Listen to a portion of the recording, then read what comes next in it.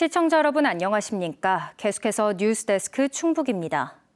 올해 독감 확산세가 심상치 않습니다. 일교차가 큰 날씨 속에 어린이와 청소년들을 중심으로 독감 환자가 빠르게 늘고 있는데요. 하지만 충북 지역 어린이 독감 예방 접종률은 전국 평균을 밑돌고 있습니다. 김영일 기자가 취재했습니다. 늦은 오후 어린이병원 진료 대기실입니다. 마스크를 끼고 진료를 기다리는 환자들로 가득합니다. 대부분 엄마 아빠 손을 잡고 병원을 찾은 어린이들입니다. 아기가 어린이집을 아무래도 다녀가지고 거기서 많이 웃는 것 같아요. 콧물도 많이 나고 그리고 기침도 조금 하고 동생이 있는데 동생도 오늘 병원 갔다 왔어요. 환절기에 일교차 큰 날씨가 이어지며 최근 독감 환자가 크게 늘고 있습니다. 이번 달 첫째 주 기준으로 독감 증상으로 병원을 찾은 외래 환자는 1000명당 56.7명. 2주 연속 줄긴 했지만 1년 전보다는 8배 가까이 높은 수치입니다. 특히 단체 생활을 하는 어린이집과 유치원, 학교를 중심으로 집단 감염이 두드러지는 상황. 지난달부터 지난 10일까지 충북 지역 학교 364곳에서 학생 14,279명이 감염됐습니다. 이제 감기에 걸렸을 때는 마스크를 쓰고 손 닦기 이런 부분을 더 하고 그다음에 기침 발열이 있는 학생들은 증상이 없어질 때까지 등교를 갖다 중지하고. 그런데 정작 어린이 예방 접종률은 저조합니다. 지난 9일 기준으로 충북도 내 65살 이상의 어르신 접종률은 81.4%. 하지만 어린이 접종률은 66.5%로 전국 평균을 밑돌고 있습니다. 독감 폐렴이라든지 독감 기관지염 이런 것들의 합병증을 많이 줄여줄 수 있고 그리고 중증도를 많이 낮출 수 있기 때문에 그것 또한 생각하셔가지고 독감 접종을 얼른 서둘러 주셨으면 좋겠습니다. 전문의들은 또 현재 유행 중인 독감 바이러스는 A형이지만 다른 유형의 독감이 추가 유행할 수 있다면서 이미 독감에 걸렸더라도 적극적인 예방 접종이 필요하다고 당부했습니다. MBC 뉴스 김영일입니다. 노영민 전 대통령 비서실장이 통일교와 연이했다는 일부 언론 보도를 부인했습니다. 노 전 실장은 오늘 입장문을 내고 2020년 비서실장 재직 당시 통일교 측이 코로나 방역 지침을 완화해 줄 것을 요청하는 면담 신청을 해와 누구도 예외가 될 수 없다는 점을 명확히 전달했다고 밝혔습니다. 또 당시 참석자 중 윤영호 전 본부장이 있었으나 면담 외에 그와 만나거나 통화한 사실이 전혀 없다고 덧붙였습니다.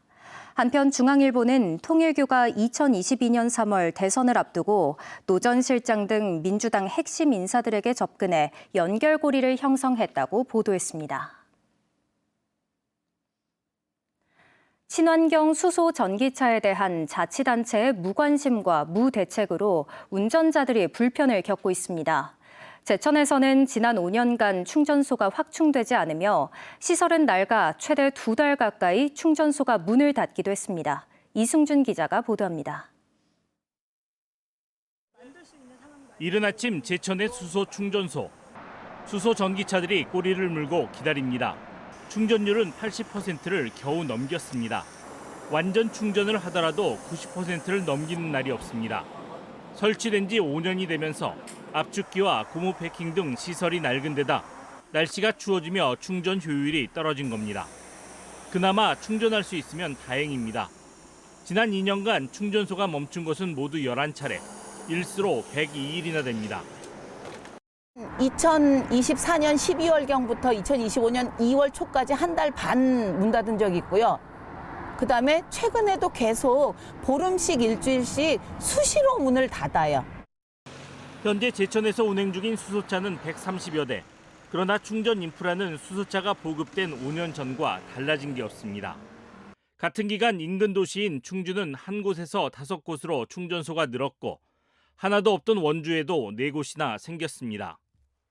한 군데가 더 증설이 될 거다라는 소식을 듣고 저는 차를 구입하기도 했거든요. 그런데 3년이 지난 후에 아직도 아무 소식이 없고 그때보다 지금이 더 고장이 더 잦아요. 제천시는 수소 충전소에 연간 5억 원의 운영비를 보조하고 있습니다. 신규 사업자를 구하면 국도비 30억 지원이 가능하지만 사업자 모집도 예산 확보도 안 된 상황.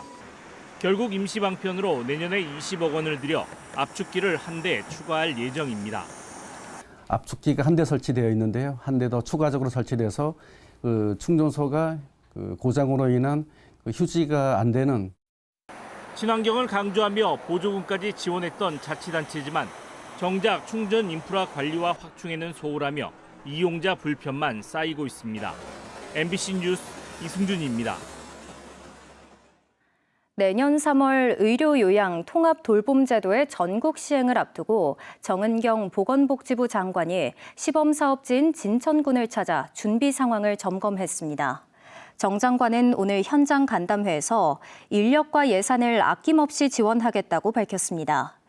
이재명 정부의 복지 분야 핵심 국정과제인 통합돌봄은 노인과 장애인 등이 요양시설이 아닌 살던 집에서 의료와 돌봄 서비스를 받을 수 있도록 지원하는 제도입니다. 현재 진천구는 의사와 간호사, 사회복지사가 방문 의료팀을 꾸려 거동이 불편한 주민들을 찾아가는 재택의료 서비스를 제공하고 있습니다.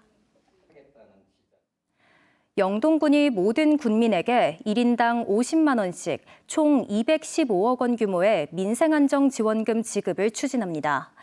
영동군은 이 같은 내용을 담은 관련 조례안을 입법 예고하고 내년 1월 군의회 임시회에 추경 예산안을 제출할 계획이라고 밝혔습니다. 예산안이 의회를 통과하면 내년 1월 1일 기준 영동군에 주소를 둔 군민들은 선불카드 형태로 지원금을 받아 6월 말까지 사용할 수 있게 됩니다. 영동군은 농어촌 기본소득 시범사업 탈락에 따른 민심을 달래고 지역 경기를 부양하기 위해 지원금 지급을 추진하게 됐다고 설명했습니다. 지역방송 지원 예산이 국회 상임위 통과 과정에서 대폭 삭감됐다는 소식 전해드렸는데요. 이재명 대통령이 업무보고 자리에서 공약을 해놓고 예산을 깎아 욕을 먹고 있다며 참모진에게 경위를 따져 물었습니다. 삭감됐던 예산이 살아날지 관심이 쏠리고 있습니다. 지역 MBC 공동취재단 김세정 기자입니다. 사실인데 과학기술정보통신부의 내년 업무계획 보고회. 이재명 대통령이 최근 지역방송 지원 예산 삭감에 대한 반발을 의식한 듯 그 이유를 물었습니다. 지역 미디어 지원 사업이 있는데 이번에 예산을 국회에서 삭감을 했다고 여기저기서 내욕을 하던데 공약을 해놓고 왜 예산을 삭감했냐? 그건 뭔 말이에요? 이에 이규현 대통령 홍보소통수석은 방송통신발전기금을 낸 적 없는 다른 부처 소속 기관들의 오랜 시간 지원되던 편법 출연을 바로잡는 과정이라고 답했습니다. 국악방송하고 아리랑 TV에 대한 방송을 방송발전기금에서 출연해 왔는데요. 그걸 이번에 문체부로 일반 예산으로 넘겼습니다. 이게 그냥 수십 년 동안 있었던 어떤 개혁 작업이었고. 문제는 예산을 확보해놓고도 정작 대통령 공약인 지역방송 지원 예산으로 전환하지 않은 데 있습니다. 국회 상임위는 그동안 편법 지출된 예산을 기금 취지에 맞게 당초 연 45억이던 지역방송 지원 예산을 207억까지 늘리는 예산안을 의결했습니다. 그런데 마지막 조정 과정에서 기재부가 특별한 사유 없이 150억 넘게 삭감하고 유보금으로 돌린 겁니다. 방송발전기금에서 남는 돈이 152억입니다. 네. 그게 지역방송 쪽으로 가야 된다라는 게 지역방송계의 원래 그 통장에 들어가 있습니다. 지금. 이 대통령은 별도 보고를 지시했습니다. 나중에 별도로 하면 그 보고 나면 되죠. 난 뭔 말인가 잘 모르겠어요. 대통령이 직접 나서 지역방송 예산 삭감 이유를 챙기면서 예산 복원에 대한 지역의 기대감이 커지고 있습니다. MBC 뉴스 김세정입니다. MBC 충북 특집 프로그램 AI 돌봄이 오늘 서울에서 열린 2025 방송미디어통신위원회 방송대상 시상식에서 창의혁신 부문 우수상을 받았습니다. 김병수 기자가 연출하고 이현기 감독이 촬영한 AI 돌봄은 인공지능 기술이 우리 사회의 돌봄 문제에 어떻게 활용될 수 있을지를 심도 있게 다뤄 시의성과 창의성을 높게 평가받았습니다. 방송대상은 한 해 동안 국내에서 제작된 방송 프로그램 중 우수한 작품을 선정해 시상하는 국내 유일의 방송 분야 정부 시상식입니다. 문화도시 청주에서 기록의 가치를 재조명하는 제1회 청주국제기록영화제가 오늘 개막해 오는 16일까지 닷새 동안 청주문화제조창에서 열립니다.